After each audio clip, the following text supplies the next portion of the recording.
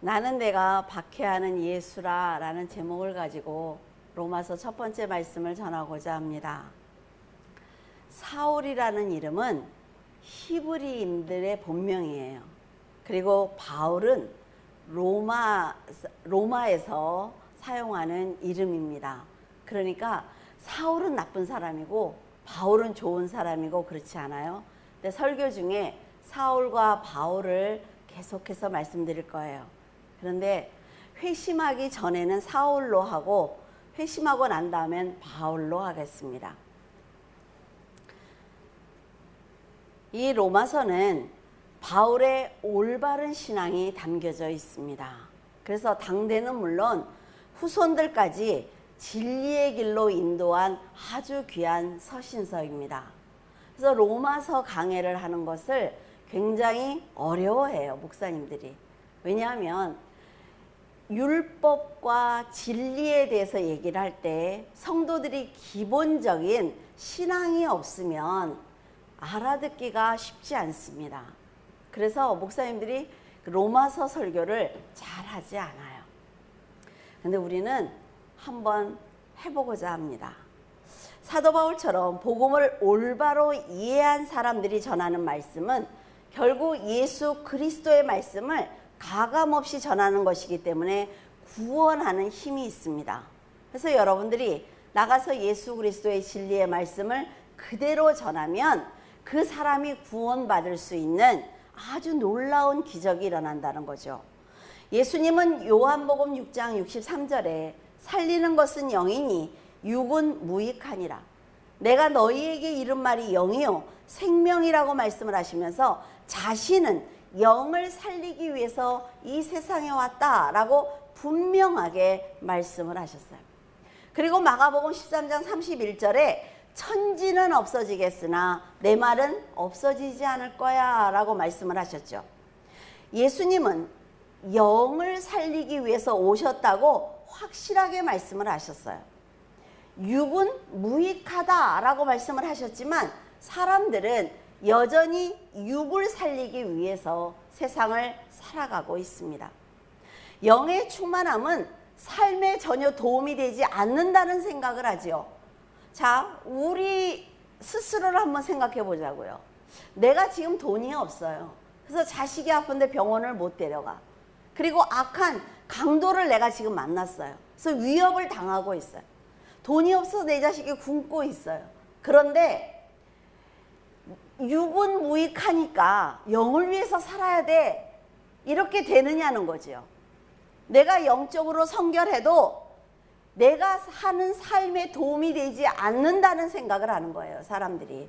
그래서 예수님이 육은 무익하다라는 말씀대로 살아내지 않습니다. 일단 기본적인 건 먹고 마셔야지 라는 생각을 가지고 있단 말이죠. 세상에서 가난한 것은 하나님께 복을 받지 못한 거야 라는 생각을 하기 때문에 내가 지금 못 살고 가난하면 다른 사람들에게 전도조차 하지 못하는 거예요. 하지만 예수님이 세상에서 우선순위라고 우리는 말을 합니다. 천지는 없어져도 예수님의 말씀은 영원히 없어지지 않는 것이 정말로 사실이라면 말씀을 우선순위에 둬야만 합니다. 그러면 세상을 의지하는 우리들의 육은 자연스럽게 영의 지배를 받게 됩니다. 영은 또한 하나님의 지배를 받죠. 그래서 내가 충만할 때 내 육을 이길 힘이 생기는 거예요. 그래서 아무리 어려워도 하나님 앞에 기도할 수 있고 하나님께서는 우리들의 기도를 듣고 그 삶을 다시 세워주시는 놀라운 기적이 일어나는 것입니다. 바울은 육의 지배를 받고 산 사람이지만 회심한 후에 성령께 의지하면서 살았어요.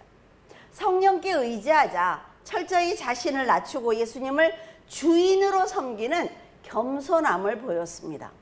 이것이 무익한 육을 버리고 말씀으로 영을 살리는 성도들의 모습이라 말이죠. 그는 지금까지 마음껏 누렸던 세상의 권세를 모두 다 버렸습니다. 자신을 핍박하고 조롱하던 예수를 위해서 목숨을 드린다는 것은 결코 쉬운 일이 아닙니다. 우리는 날마다 죽을까 봐 걱정하지요. 누구한테 핍박을 당할까 봐 염려하지 않습니까? 바울을 로마로 압송하던 천부장이 바울에게 이렇게 자랑을 합니다. 나는 돈을 주고 로마 시민권을 샀어. 왜? 그때 로마 시민권이라는 것은 그 사람이 어떤 존재인지 그냥 가서 나 로마 시민권 있습니다 라고 말하는 자체로 인정을 받는단 말이죠. 그렇다면 지금 바울은 태어날 때부터 로마 시민권을 가지고 있는 거예요. 그러면 그는 특정한 권리와 보장을 누리고 살았다라는 것을 우리가 알 수가 있습니다. 그런 바울이 예수님을 위해서 자기의 특혜를 모두 다 버리는 거예요. 육을 위해서 살아온 사람이 이런 결단을 한순간에 한다는 것은 결코 쉬운 일이 아닙니다. 그럼에도 바울은 예수 그리스도를 따르는 종이 되겠다는 일념으로 자신에게 주어진 모든 특혜를 복음을 위해서 버렸고, 또한 그 특혜를 적절하게 복음을 위해서 사용하는 것을 볼 수가 있습니다. 한 예로 바울은 자신을 험담하는 유대인들과 논박을 하고 있던 고린도 교인들을 돕기 위해서 편지에 이런 글을 써서 보냅니다.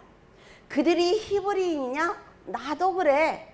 그들이 이스라엘이냐? 나도 그래. 그들이 아브라함의 후손이야? 나도 그래. 라고 얘기하는 거예요. 자, 그 유대인들이 지금 바울이 온전한 그리스도인이 아니다라고 지금 얘기하고 있어요. 고린도 교인들한테 너희들이 속고 있는 거야.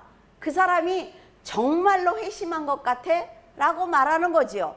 그럴 때 이 바울은 고린도 교인들이 어떤 증거를 가지고 말할 수 있도록, 싸울 수 있도록, 그들을 설득할 수 있도록 이 말씀을 주는 것입니다. 그들과 나는 똑같아. 그런데 내가 다른 것은 오직 예수 그리스도를 만났다는 거야. 그들에게 밀릴 이유가 없어 라고 말하는 거지요. 그는 하나님께서 자기에게 왜 권세와 물질과 지식을 갖게 하셨는지 알고 있었습니다. 그래서 자기를 비판하는 유대인들과 논박할 수 있도록 정확한 정보를 주고 있는 것입니다. 자, 여러분들이 나가서 세상 사람들하고 복음을 위해서 얘기를 해요. 네가 무슨 그렇게 작은 교회 다니면서 뭐를 알겠어? 그 사람이 얘기를 할 때 여러분들에게 제가 이렇게 말씀을 전하면서 논박할 수 있는 정보를 주는 거예요. 마음껏 그들과 얘기하는 거지요. 절대로 지지 않습니다. 그는 유대인의 정체성을 버린 것이 아니라 그리스도인으로 거듭난 것입니다. 이건 굉장히 중요한 얘기예요. 유대인으로 태어나서 율법을 배웠습니다. 그리스도를 만나서 율법이 죄를 깨닫는데 반드시 필요하구나 라는 것을 알고 그리스도인의 삶을 살기 시작한 거예요. 그러나 자기가 율법을 통해 깨달은 죄를 대속하기 위해서 오신 예수 그리스도를 배척했단 말이죠, 자기도. 근데 지금 유대인들이 그 죄를 대속하기 위해서 오신 예수 그리스도를 배척하는 것이 안타까운 거예요. 그래서 이 사람은 이방인의 사도로 하나님의 부름을 받았지만 유대인들을 절대로 버리지 않았습니다. 그들을 위해서 끊임없이 기도한 거지요. 자, 예를 들어서 운동선수가 운동을 해요. 그러면 자기 지역을 대표해서 전국체전에 출전을 합니다. 여기에 무슨 경주, 무슨 뭐 이렇게 붙이고 가잖아요. 자기 지역을 위해서 나가는 거예요. 이때 이 선수가 너무나 잘했어요, 운동을. 그래서 국가대표로 선출이 됐어요. 그래서 나라를 위해서 올림픽에 나가는 것입니다.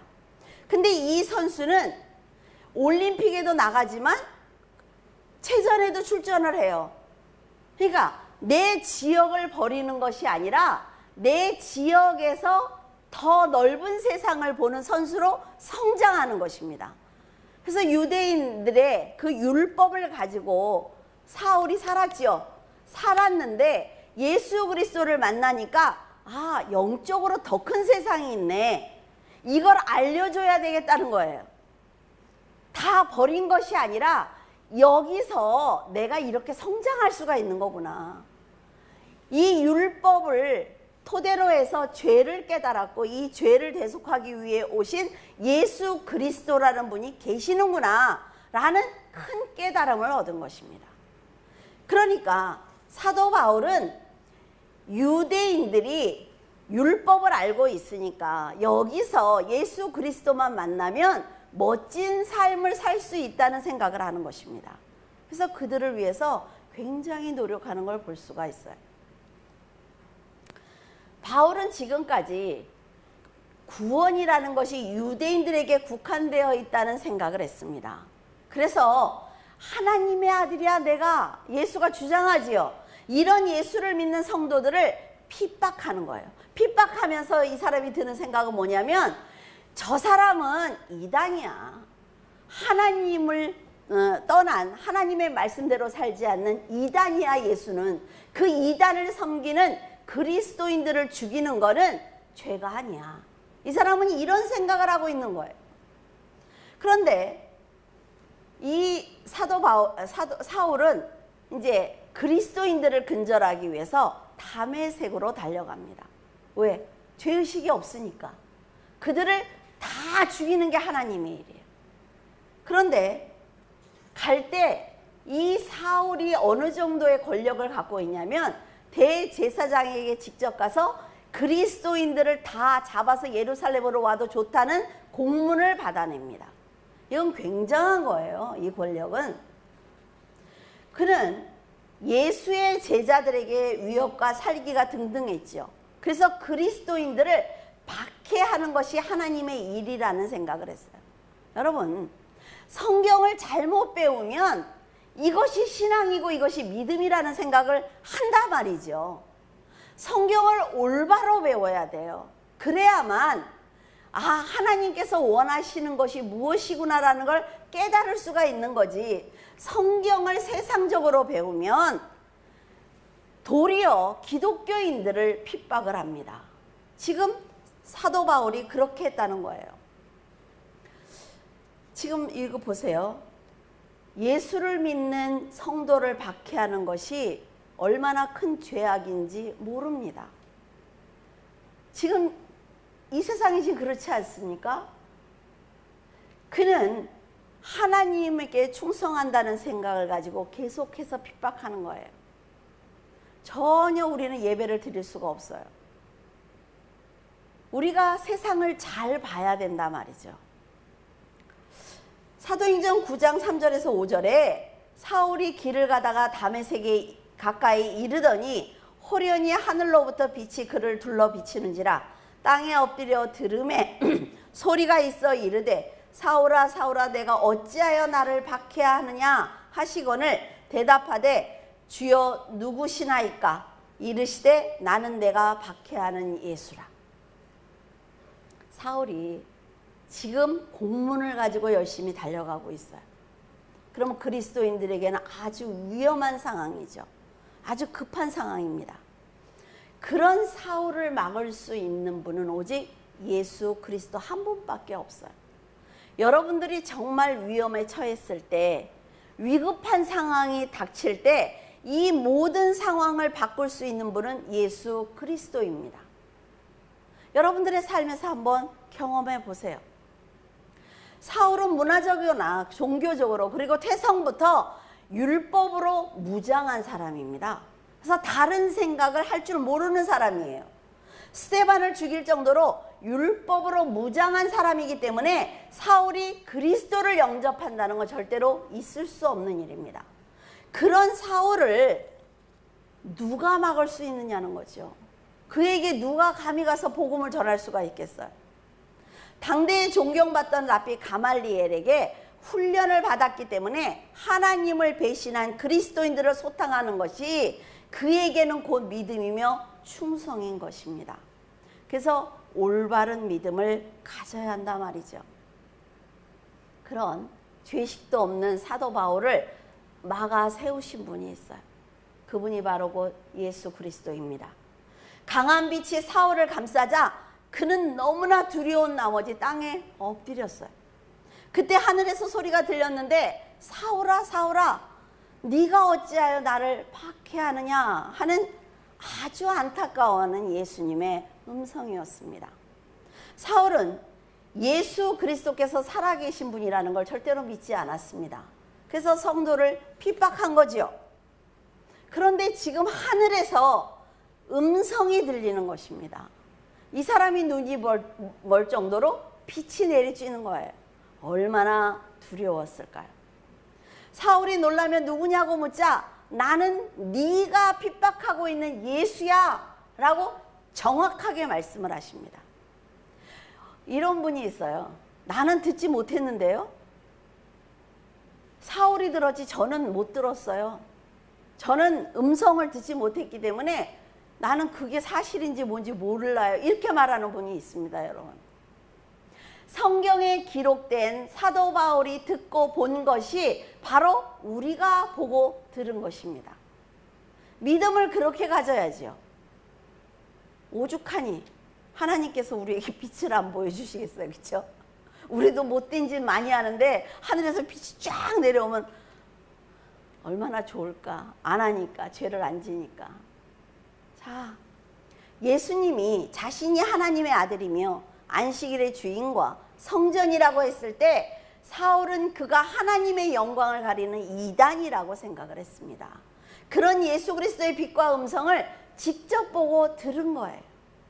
십자가에서 초라하게 돌아가신 예수님, 자신이 메시아라고 주장하던 그가 살아계신 하나님이라는 것을 깨닫는 순간입니다. 이건 기적이에요, 기적. 사울은 지금까지 지켜왔던 자기의 삶이 모두 무너지고 마는 것입니다. 우리도 예수를 믿어서 성화되는 과정 중에 내가 다 만들었어, 이제 됐어 라고 생각하는 순간에 무너지는 일이 있습니다. 그때 우리는 어때요? 하나님이 살아계시면 어떻게 이럴 수가 있어? 나한테 어떻게 이러실 수가 있어? 내가 잘 돼야 하나님도 좋지. 아니요. 하나님은 세상 그 어떤 누구도 바라보지 않습니다. 지금 사울 하나를 보신 것처럼 하나님은 여러분 한 명을 보는 거예요. 한 명을 보고 사건을 만드시고 사람을 만나게 하시는 것입니다. 그래서 내가 악한 자를 만났을 때, 어려운 사건을 만났을 때 나를 봐야 되는 거예요. 하나님이 나의 어떤 부분을 치료하시기 위해서, 아니면 깨기 위해서 이런 일을 나에게 주셨을까라는 생각을 해야 되는 것입니다. 자, 빌립보서 3장 20절에서 21절. 그러나 우리의 시민권은 하늘에 있는지라 거기로부터 구원하는 자 곧 주 예수 그리스도를 기다리노니 그는 만물을 자기에게 복종하게 하실 수 있는 자의 역사로 우리의 낮은 몸을 자기 영광의 몸의 형체와 같이 변하게 하시리라. 바울은 다메섹에서 만난 예수 그리스도를 새로운 왕으로 영접했습니다. 율법을 지키는 것이 내가 살아가는 이유라고 생각을 했고 하나님의 백성이 되는 길이라고 생각을 했지만 이 모든 사실이 잘못된 정보라는 것을 알았습니다. 그럼 버려야지요. 내가 교회를 몇십 년을 다녀도 잘못된 신앙생활을 했으면 버려야 되는 것입니다. 그런 예수 그리스도의 빛과 음성을 보고 듣는 순간 그 어떤 세상의 권세보다도 예수 그리스도의 권세가 우월하구나, 위대하구나라는 것을 깨달았습니다. 지금까지는 유대인의 신분과 로마 시민권이 자랑스러웠지만 그리스도를 왕으로 모시고 하나님 나라의 백성이 되자 그 하늘나라의 시민권이 얼마나 귀중한지 깨닫게 된 거예요. 빛을 보고 음성을 듣자 그는 하나님의 나라가 실존하는 곳이구나 라는 것을 깨달은 것입니다. 여러분도 하나님의 나라가 실존한다는 걸 믿고 계십니까? 그리스도를 만나자 지금까지 그의 자랑이었던 율법의 지식과 부와 명예가 하찮다고 생각되었지만 내가 가지고 있는 이것을 가지고 복음을 전하는 도구로 사용해야 되겠다는 생각을 한 거예요. 그래서 여러분이 가진 물질, 여러분의 직이 다 중요한 것입니다. 여러분이 알고 있는 지식 다 중요한 거예요.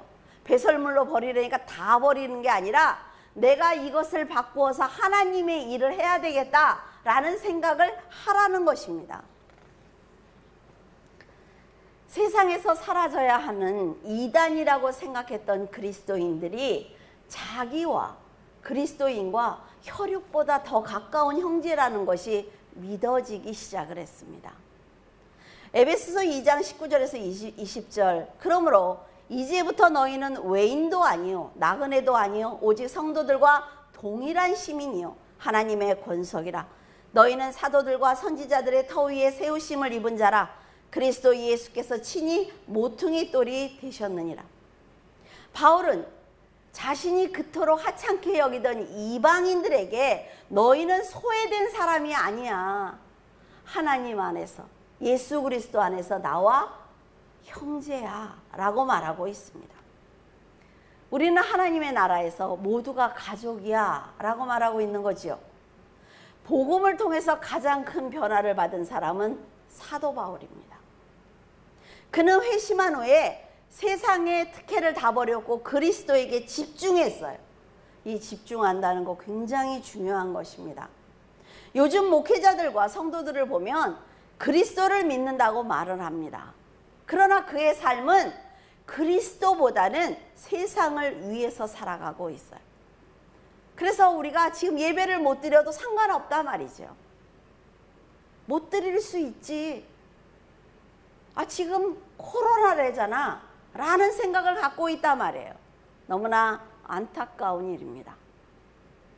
하나님보다는 모든 가치와 기준이 세상이기 때문에 세상을 따라가는 것입니다. 무가치한 육을 버리고 살아야 하는 그 영을 위해서 산다면 우선순위가 바뀝니다. 여러분, 우리 육은 정해진 시간만 살아요. 그러나 우리의 영혼은 정해진 시간이 없습니다. 그래서 우리가 영을 위해서 살아야만 삶의 목적과 마지막 목적지가 달라지는 거예요. 천국에 모두 가고 싶지 않습니까? 사도행전 9장 26절에서 27절 사울이 예루살렘에 가서 제자들을 사귀고자 하나 다 두려워하여 그가 제자됨을 믿지 아니하니 바나바가 데리고 사도들에게 가서 그가 길에서 어떻게 주를 보았는지와 주께서 그에게 말씀하신 일과 다메섹에서 그가 어떻게 예수님의 이름을 담대히 말하였는지를 전하니라. 바울은 예루살렘으로 3년 만에 돌아왔습니다. 그리고 15일 동안 체류를 하면서 많은 제자들을 만나기를 원했어요. 성도들을 만나서 그들에게 자기가 만난 예수님을 전하고 싶었습니다. 그러나 우리가 갈라디아서 1장 18절에 보면 그 후 3년 만에 내가 게바를 방문하려고 예루살렘에 올라가서 그와 함께 15일을 머무는 동안 주의 형제 야고보 외에는 다른 사도들을 만나지 못했다라고 말하고 있습니다. 예루살렘 교회 성도들이 바울이 회심했다는 것을 믿지 않는 것입니다. 의심이 들지요. 사람들이 바울을 피한 것이 이해가 되지 않습니까? 그리스도인과 스데반을 죽였던 사람이에요. 지금 그리스도인들을 다 잡아서 예루살렘으로 데려오면 다 죽이는 것입니다. 이런 사람이 갑자기 회심을 했대요. 그리고 자기가 사도라는 거예요. 누가 믿겠어요, 그렇죠? 그 사람이 막 더 적극적으로 내가 사도야, 내가 예수를 만나서 그러면 더 의심이 들 것 같아. 이렇게 서서히 사도들이 만나면서 그래 인정했어 이게 아니라 갑자기 와서 내가 회심했다고 얘기를 하는 것입니다. 대제사장의 공문을 받을 정도로 핍박자들의 신뢰를 받고 있는 사람입니다.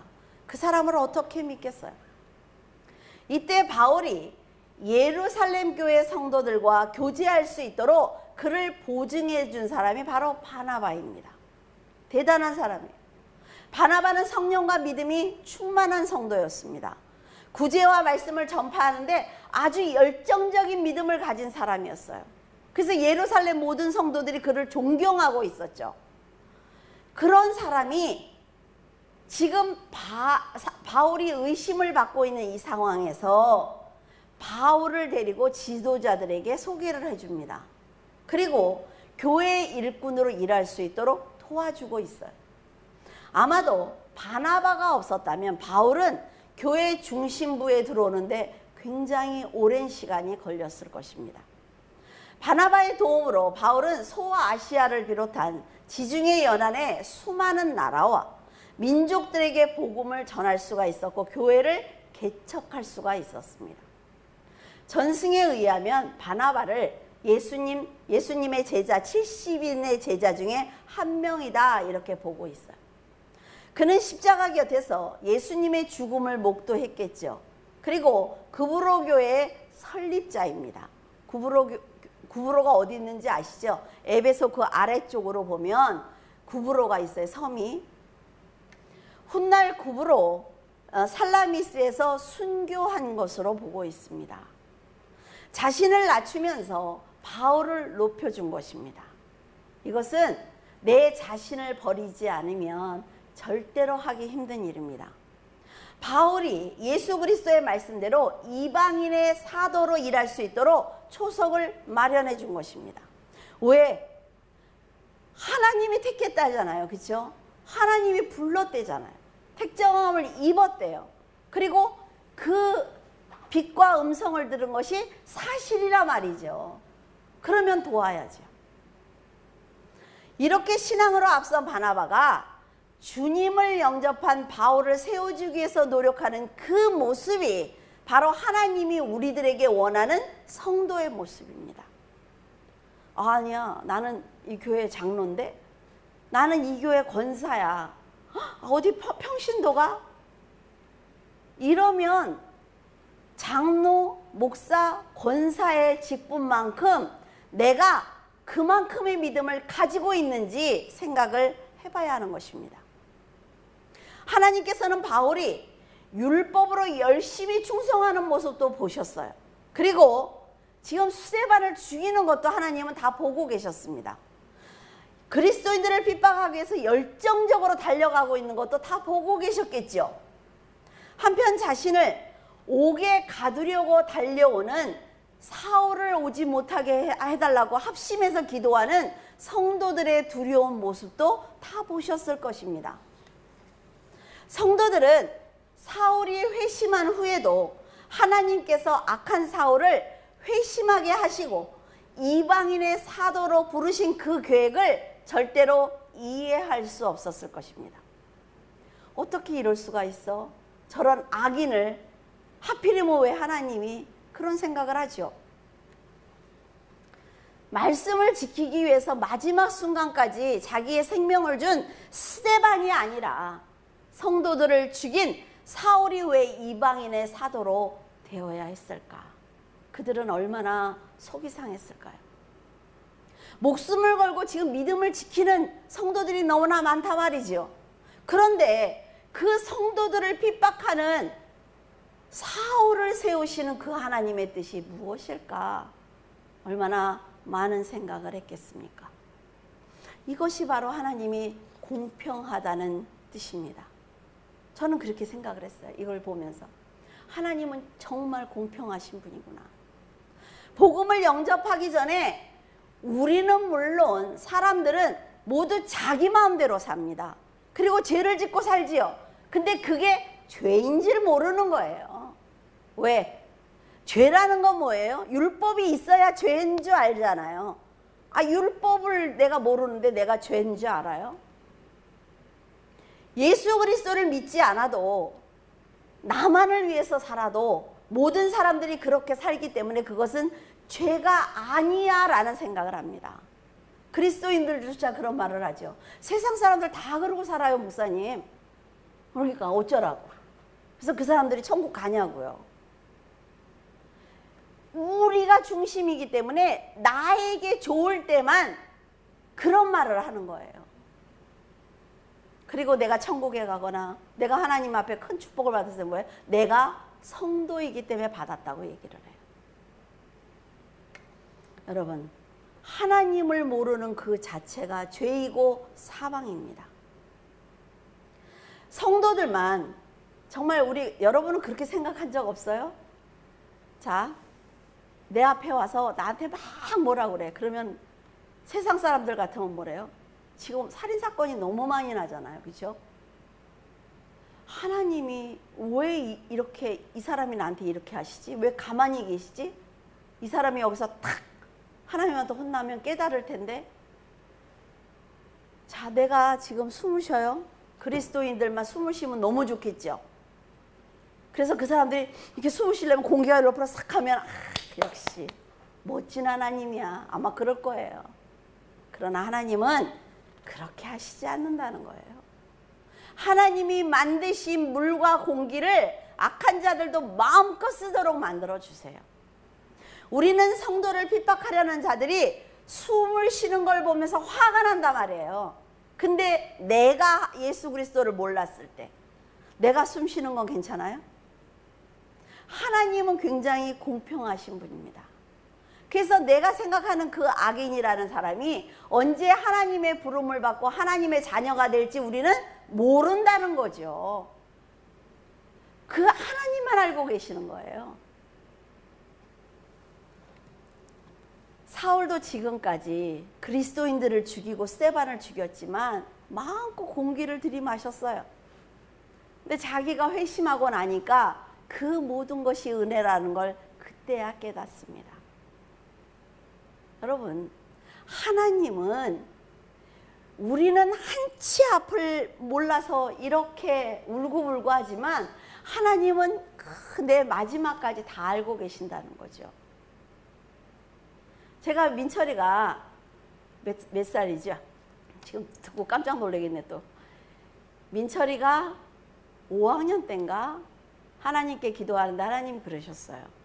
민철이는 외국에 나갈 거야. 외국에 나가서 얘는 들어오지 않을 거야. 라는 말씀을 하셨어요.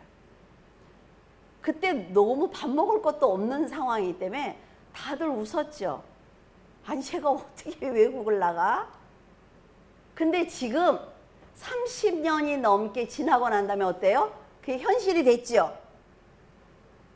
지금 여러분에게 이 얘기를 하는 이유는 뭐냐면 하나님은 우리의 앞날을 역사하시고 설계하시고 도와주시고 성취하는 분이라는 거예요. 그런 하나님이면 믿을만 하지 않습니까? 제가 30몇 년 전에 그 응답을 받아서 그게 열매로 맺어졌다니까요. 그러면 목사님이니까 기도해서 그랬나 보지. 여러분도 하나님이 그런 분이야? 라고 기도하시면 된다는 거예요. 하나님을 의지하면 된다는 거죠. 사도 바울이 하나님께 회심하고 돌이켜서 소명을 딱 받고 나니까 내가 율법을 그렇게 열심히 했던 그 이유가 내가 유대인들을 상대로 해서 그렇게 친밀하게 하면서 그들의 속성을 알았던 이유가 이거였구나. 유대인들을 만나서 자세히 그들이 원하는 걸 전해줄 수 있도록 하나님이 이 시간을 나에게 허락하셨구나. 하나님은 내 모든 앞날을 보고 계시는 분이네라는 걸 깨달았다는 거예요.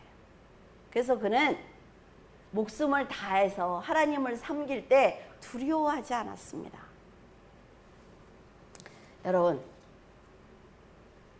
하나님이 성도들에게 주는 선물은 구원입니다. 구원 한 가지예요. 억울하죠? 이 세상에 그렇게 많은 게 있는데 딱 구원 하나? 구원이에요.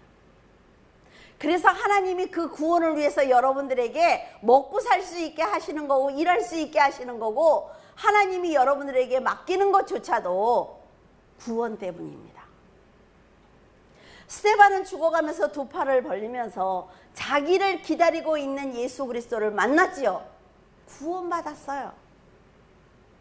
핍박받은 그리스도인들은 영원한 천국에 들어가는 복을 받았습니다. 이 한정된 이 육의 이 생명을 이것 때문에 하나님을 멀리한다는 것. 바울을 부르셔서 복음을 지혜롭게 전하게 하셨고 수많은 고난을 당하면서도 감사할 수 있는 마음을 주셨습니다. 바울이 믿음으로 일할 수 있도록 그에게 은사를 부어주셨어요. 왜요? 구원 때문에. 바나바처럼 준비된 귀한 성도를 만나게 하셨어요. 왜요? 구원 때문에. 이 모든 사건들이 다 구원 때문에 하시는 거예요. 그래서 내가 구원을 목표로 해서 믿음으로 살아가면 내 삶의 모든 환경과 만나는 사람은 하나님께서 해주십니다. 여러분이 믿음으로 올바로 살기만 하면. 사람들은 악한 자들이 은혜를 입으면 공평하지 못하다고 생각을 하지요. 그래서 우리가 하나님의 은혜를 받을, 하늘의 은혜를 받을 자격이 있는지 한번 생각해 보면 하나님과 사도 바울을 존경할 수가 있습니다. 굉장히 멋진 사람이잖아요. 하나님께서는 죄 때문에 사망에 빠진 우리를 부르셔서 그 누군가의 부모가 되게 하셨어요. 그리고 살아가는데 어려움이 없도록 물질과 모든 능력을 맡겨주셨습니다. 자격이 있으십니까? 여러분의 입으로 그 누군가가 구원을 받을 수 있도록 여러분에게 믿음을 주셨단 말이에요. 그 보이지도 않는 그 믿음, 그 보이지도 않는 그 능력과 은사를 여러분에게 주셨단 말이죠. 여러분, 우리는 영생의 복을 받았습니다. 시간이 없는 복이에요. 영원한 복이죠. 사도 바울의 구원을 불평하기 전에 내 자신을 돌아봐야만 합니다. 바나바는 사도 바울을 사람들이 위협을 하니까 다소로 보냈습니다. 그는 그곳에서 14년을 머무르면서 기도합니다. 그곳에서 신앙의 체계, 믿음의 체계를 온전히 갖추게 된 거예요. 그리스도께서 율법에 능통한 바울이지만 더 깊은 영적인 세계를 만나게 하시기 위해서 그 혼자 있는 시간을 얼마나 14년 동안 나가서 복음을 전하고 싶었을까요? 그 머리에 율법을 비롯해 얼마나 많은 게 들었어요. 그러나 하나님은 그렇게 하시지 않습니다. 그리스도를 영접한 성도들은 사도 바울과 같이 이런 과정을 겪게 하세요. 그러면서 신앙이 성장하게 하십니다. 성화되도록 하시는 거지요. 이렇게 믿음이 성화돼야만 세상이 두렵지 않는 것입니다. 사도 바울이 자기가 죽는 날을 알고 있지 않습니까? 근데 하나도 두려움이 없어요. 이건 훈련이 필요한 것입니다. 자, 사도행전 28장 16절에서 19절은 제가 설명을 해드리겠습니다. 읽지 않고. 로마로 첫 번째 압송됐을 때 억압을 받지 않았습니다. 자유로웠어요. 가둬두지 않았거든요. 그래서 마음대로 돌아다녔어요. 사도 바울이. 그 로마에 도착해서 그 로마에 있는 유대인 중에 높은 사람들을 초청했습니다. 그래서 그 사람들에게 복음을 전하는 거예요. 근데 그 사람들을 부른 이유가 있습니다. 왜냐하면 자, 이 사람이 지금 죄인으로 가이사에게 갔잖아요. 그러면 유대인들이 볼 때 죽일 수 있거든요. 쫓아다니면서 죽였던 사람들이 있잖아요. 그죠? 그러니까 이들이 나를 어떻게 보고 있을까 궁금해서 그들을 불렀어요. 이 유대인들이 로마에서 살게 된 이유는 BC 63년에 폼페이가 유대의 독립운동을 진압하면서 포로로 잡아온 사람입니다. 이 폼페이는요, 우리 이제 공부할 때 굉장히 중요한 역할을 하는 사람이에요. 이 폼페이는. 그래서 꼭 기억을 해 놓으세요. 근데 그 사람들이 하는 말이 뭐냐면, 나는 너에 대해서 들은 적이 없어. 나는 사도 바울이 누군지도 몰라. 들은 적이 없어. 우리 로마에 사는 사람들은 너희들이 믿는 기독교가 가는 곳곳마다 반대를 받고 있다는 거는 나는 알고 있어. 이렇게 얘기를 합니다. 그러니까 사도 바울이 안심하고 그들에게 복음을 전하기 시작을 하는 거죠. 그는 로마에서 에베소서, 빌립보서, 골로새서, 빌레몬서를 써서 보냅니다. 바울은 석방이 되니까 에베소를 거쳐서 골로새로 갑니다. 그리고 마게도냐까지 여행을 하지요. 지도 보내드린 거 다 보셨죠? 어딘지 자세히 보시라고 보내드렸어요. 그의 목표는 어디냐면 스페인입니다. 스페인에 가서 전도하고 싶었어요. 그런데 가지 못해서 결국 그레데를 방문해서 거기에 디도를 남겨두고 디모데 전서와 디도서를 썼습니다. 이건 알죠? 뭔지. 디도서 했으니까. 바울이 두 번째로 체포가 돼서 로마로 압송이 됩니다. 그때는 아주 외진 곳에 결박돼서 굉장히 고통을 당해요. 왜냐하면 죽일 사람이니까. AD 64년 로마에 대형 화재가 일어납니다. 그래서 백성들이 네로 황제에 대한 분노가 그게 달았어요. 그러니까 네로는 소수 집단이었던 크리스천에게 뒤집어 씌우는 거죠. 이때 베드로가 죽습니다. 자, 64년이잖아요. 근데 사도 바울은 68년에 죽어요. 그래서 로마서를 쓴 10년 후에 사도 바울이 처형을 당합니다. 이때 초대교회 성도들은 모두가 죽음으로 대가를 치러야만 했습니다. 얼마나 두려웠을까요? 바울은 광대하고 강력한 로마 제국의 복음을 전하기를 간절히 원했습니다. 근데 로마에서 옥에 갇혀 있었기 때문에 쉽지 않은 거지요.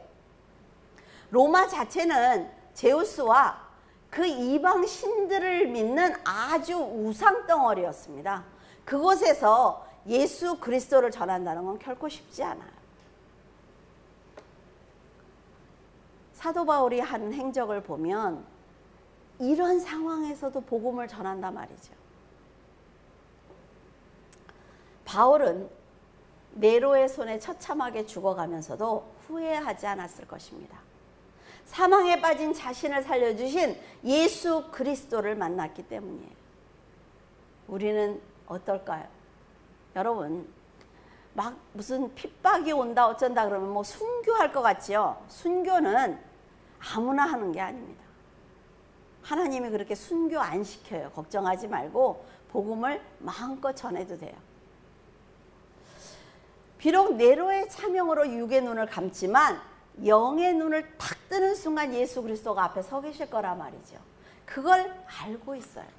그래서 그 기쁨이 죽음의 두려움을 이겨내는 것입니다. 바울은 이 순간만큼은 스데반이 죽을 때 웃었던 그 미소가 무엇인지 이해가 되었을 것입니다.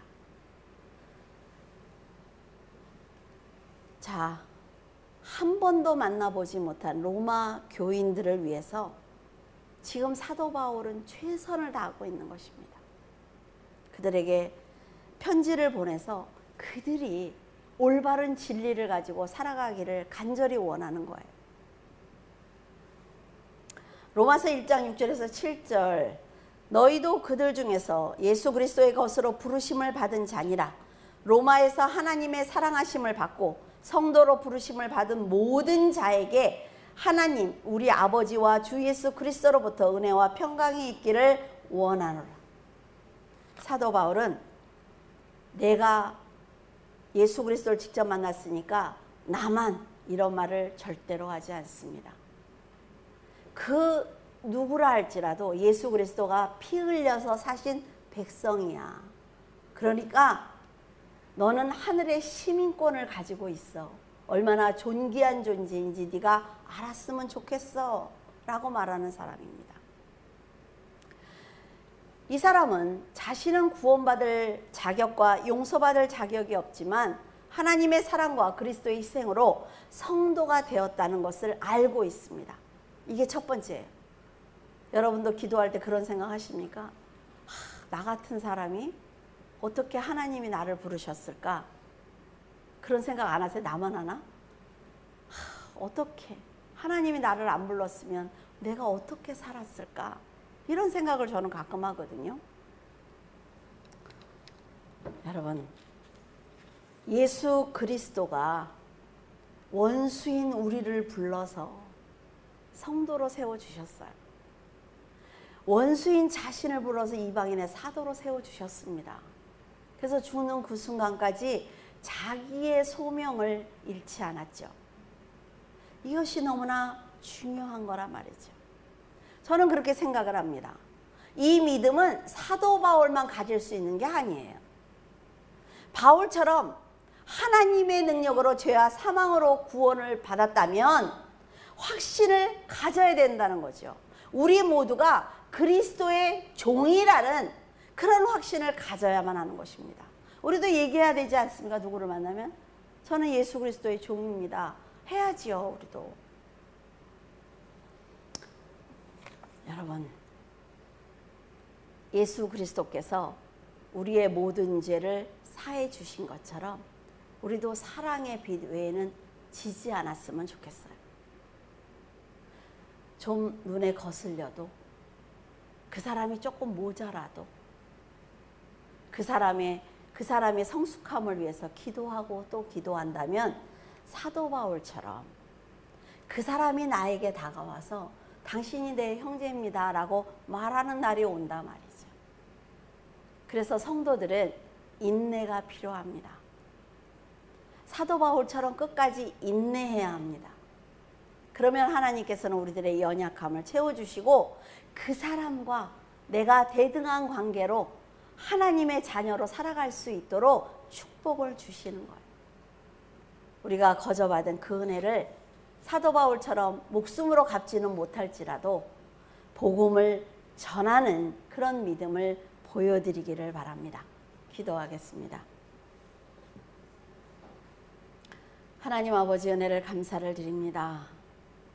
아버지 하나님께서 왜 사도 바울을 선택하셨는지, 그렇게 악한 자리에 있는 자, 살인한 자, 모든 사람들을 핍박하는 자, 그런 악인을 왜 선택하셨는지, 아버지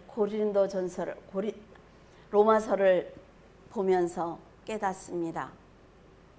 한번 마음을 돌렸을 때 진리의 길로만 걸어가는 그의 모습을 볼 때 과연 우리들은 어떻게 살았는지 돌아보게 됩니다. 늘 우리들에게 음성을 들려주십니다. 늘 우리들에게 진리의 길로 가라고 빛을 보여주십니다. 그러나 우리는 우리의 영의 눈을 감고 보지 못했다고, 듣지 못했다고 날마다 불평하고 있습니다. 하나님, 세상은 점점 하나님 앞에 무릎 꿇어 기도하는 시간들을 빼앗아가고 있습니다. 그러나 성도들이 인내하며 오직 아버지만을 찾는 귀한 성도들의 삶이 되기를 원합니다. 남을 탓을 할 것이 아니라, 시대를 탓할 것이 아니라, 그 누군가를 미워할 것이 아니라 하나님과 자신의 1대1의 그 관계가 끊어지지 아니하도록 믿음으로, 말씀으로, 찬양으로 살아낼 수 있도록 축복하여 주시옵소서. 주님께서 함께 하심을 감사하며 우리 주 예수 그리스도 이름으로 기도드립니다. 아멘.